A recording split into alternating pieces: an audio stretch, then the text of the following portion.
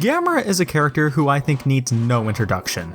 He's had a film legacy that spans 12 movies over 40 years, ranging from often maligned kids films to some of the best films in the entire kaiju genre to small character-centric stories to the usual 60s kaiju romps. Gamera has a legacy that is on par with Godzilla's, and it's about damn time that I talk about this giant turtle. So I'm gonna embark on a journey and review every single Gamera film across 6 videos, with 4 of them focusing on the Showa era films and the other 2 being on the Heisei trilogy and The Brave. Many of these will be first time watches for me, so I am very excited to jump in and check out these movies. So without any further delays, let's begin the Gamera Retrospective.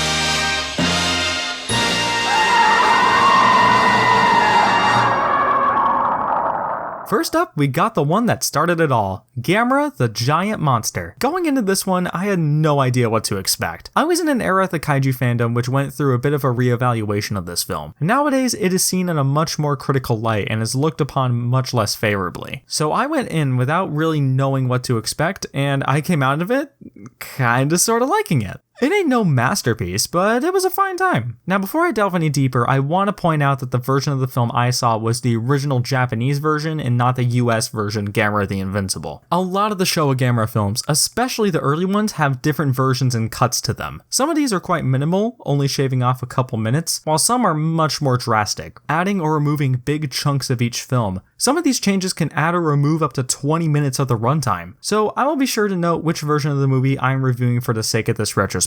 Maybe one day I'll go back and review the different versions of each film that I didn't watch for the retrospective, but for this series I'll be reviewing one particular version of each film. So with all that said and out of the way, Gamera the Giant Monster. I like it. One of the big things I liked about this film was how it went out and distinguished itself from the Godzilla films at the time. Whereas Godzilla was aiming for much more personality in its monsters, having them talk to each other and do goofy little dances, Gamera went into a more old school monster movie direction, where a big monster shows up, causes a ruckus, and the characters have to figure out a way to stop him. It's nice to see that type of movie again. It has a certain charm to it that the other Godzilla films at the time just can't replicate. The one thing the movie does differently from the Godzilla films is include a kid character as one of its leads in the form of Toshio. This is arguably the thing that Showa Gamera is known for, having child characters who seem to constantly follow Gamera wherever he goes. And this was the beginning of all of that. Is it perfect? Nah, not really. I have a few problems with Toshio in this movie. The first one is his obsession with Gamera, or more specifically the stepping stones as to how he got there. Toshio is obsessed with Gamera because he believes that Gamera was once his pet turtle who he had to get rid of, and now Toshio wants to spend more and more time with Gamera. That checks out with me. But the film also establishes that he has a huge obsession with turtles, but we're not really given a reason as to why he has that obsession in the first place. This could just be a nitpick, as it doesn't really destroy the movie for me, but it would be something nice to have included so we can understand why he does what he does throughout the film. As for the second problem I have, why is Toshio so okay with Gamera being shot into space? This one's definitely a nitpick, but I don't know, man. I feel like if I loved something as much as Toshio loves Gamera, I would not be okay with him being sent on a rocket to a Red Dead hell world like Mars. This one took me a bit out of the movie, but overall it's nothing too significant. Moving on to more general stuff about the characters, they're all fine, if admittedly light on characterization. The whole cast can basically just be summed up as news reporters and scientists. You know, the whole archetypes of the kaiju genre. The whole thing can be split into 2 different stories. The first one dealing with Dr. Hidaka, his assistant Kyoko, and the photographer Aoyagi, who are at the forefront of the many fights against Gamera, and the second one dealing with Toshio and his family as they're forced to move out of their homes when Gamera makes his first appearance in Hokkaido. There is another small thread that pops up in this movie briefly, that being a bunch of flying saucer sightings that seem to have no connection to anything, and even having an old man see one of these supposed saucers. Later in the film, however, they're revealed to be Gamera's flying form, and suddenly we cut back to the old man and his family learning about that information.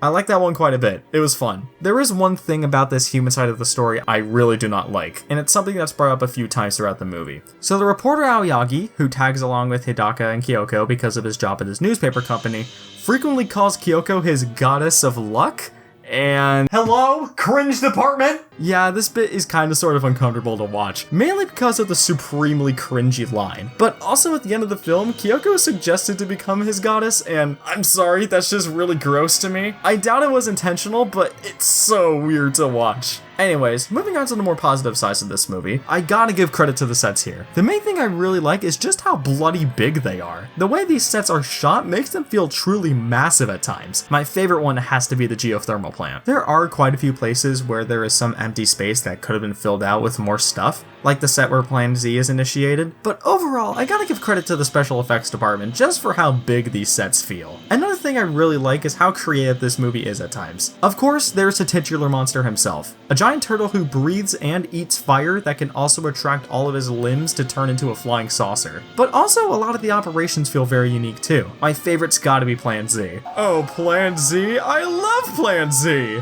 I love how throughout the entire third act, it's basically left as a mystery as to what Plan Z is until it's actually set into motion, where it's basically just summed up as, do you know what to do with Gamera? Yeah, what about there? What? Mars? Yeah.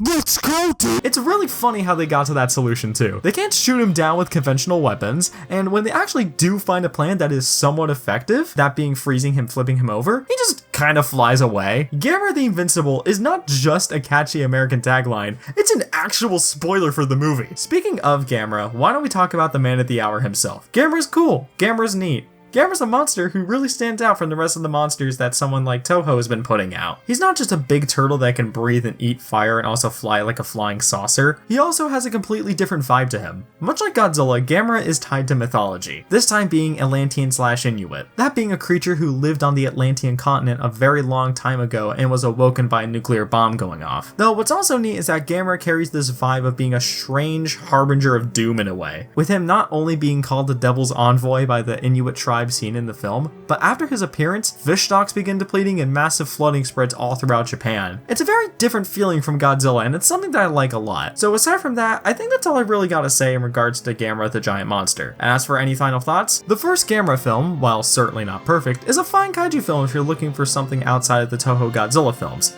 and I'm gonna give it a 6 out of 10.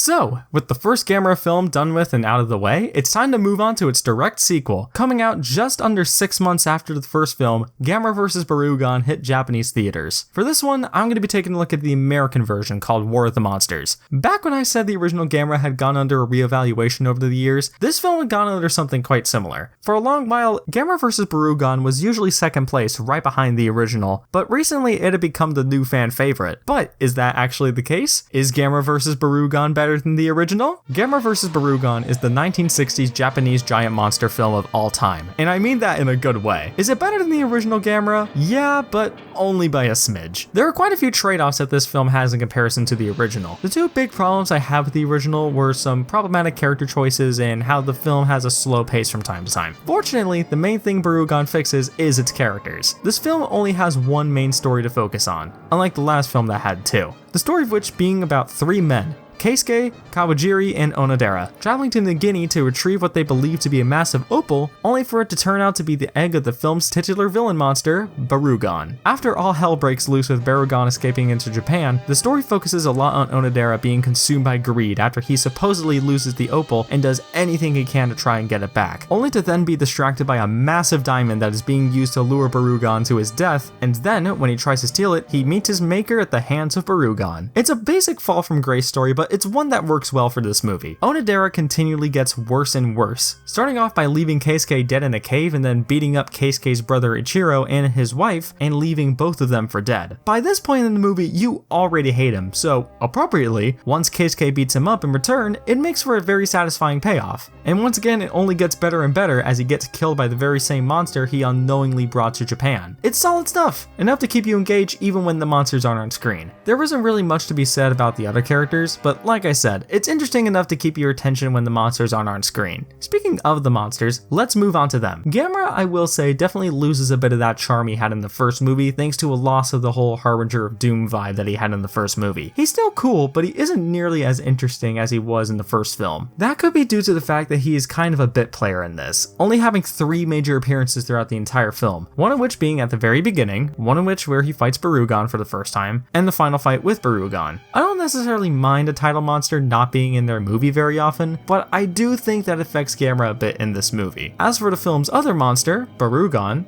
he's cool. Much like how Gamera distinguished himself from Godzilla in his first movie, Barugon distinguishes himself from other Toho kaiju pretty effectively. He feels like something that would come out of Ultraman instead of a Toho film. A big lizard that can freeze objects with his chameleon-like tongue that also shoots death rainbows out his back. Yeah, I'd say it's pretty unique. There are a couple of other details I like about Barugon, such as how his eyes blink sideways instead of vertically, or how his big weakness is water, which doesn't really make a lot of sense in the context of the film, but whatever man, it's cool, shut up. Stuff like this really separates him from other creatures of the time and, like Gamera, makes him unique and makes him stand out quite a bit. Gamera vs. Barugon, while being the 6D giant monster film of all time, also sets up a lot of very common Showa Gamera tropes that would become commonplace as the series goes on. You got a very unique kaiju villain, which we already talked about, but another thing that is a common trope is extreme violence. This movie does not pull punches when it comes to making its punches feel brutal, both on the monster side and the human side. The human fight scenes are pretty brutal. The standout is obviously the scuffle between Onodera and Ichiro, which ends in Onodera toppling bookshelves on Ichiro and leaving him dead in his apartment. The monster stuff is also pretty violent. It's extremely bloody at times, with Gamera slashing a part of Barugon's face, Barugon blasting himself with his own rainbow, and Gamera clamping down on Barugon's neck and dragging him to the bottom of a lake, just being a few highlights. And Showa Gamera would only continue to get more and more violent from here. Another thing I want to bring up is the monster fights themselves. They are by no means flashy or spectacularly choreographed, but they're pretty simple. It's very animalistic, with both monsters first sizing each other up, only for them to use their breath weapons against each other to finish things off. The second fight is quite similar, with Gamera and Barugon just smacking each other around until Gamera drags Barugon to his watery grave. It's neat, and I like it. So it seems that I really like this movie, but I do have a couple of problems with it. The first one I want to highlight real quick is something that is in the War of the Monsters cut specifically. Now, War of the Monsters is a little over 10 minutes shorter than the original Japanese cut, and this does affect the pacing of the film quite a bit. Most of the film is largely unchanged, but once Gamera and Barugon have their first fight in Osaka, that's when the real cutting begins. The original Japanese cut has boardroom scenes that discuss what the plans for defeating Barugon could be. These being using artificial rain to temporarily subdue Barugon, using the giant diamond to lure him towards the lake,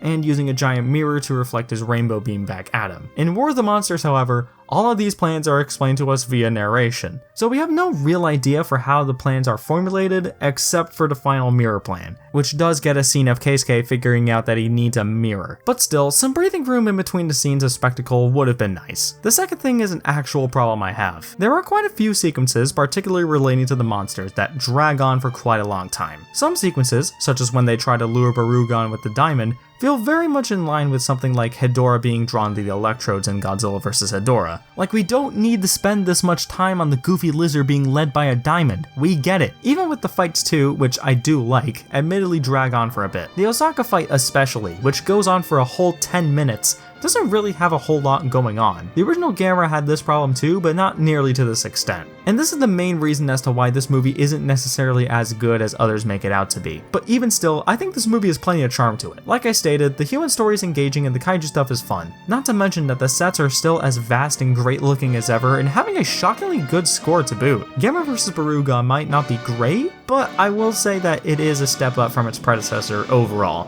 Not by much, but still a step up. And I'm gonna give it a 6 out of 10.